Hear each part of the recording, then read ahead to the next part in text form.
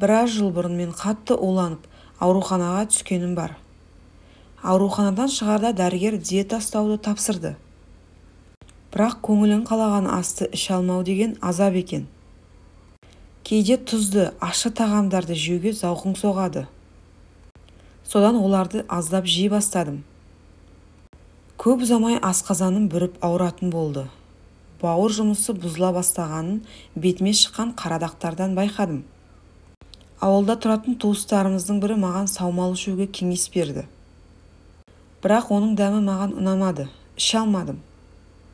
Бірде нағашы апам ешкінің сүтін ішкенімді дұрыс деді. Базардан сүтті көп беретін тұқымы жақсы 2 ешкі сатып алдым. Сөйтіп күнделікті соның сүтін ішіп жүрдім. Бір ай шамасында бетімдегі дақтар кетті.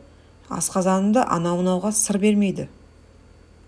Бұрын жүрек тарсылдап кетуші еді, ондай әдеттен құтылдым. Холецистит, панкреатит дегендермен баяғыда қоштасқанмын.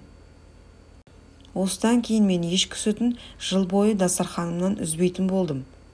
Күніге таңертең бір кесе ешкінің сүтіне 1 шай қасық бал салып ішуді отбасымызбен әдетімізге айналдырдық. Қазір жер үйде тұратын таныстарға да тым құрығанда асыл тұқымды 2 ешкі асырау туралы айта жүретін болғанмын. Авторы Д. Барқыт. Ауырмаңыз газеті.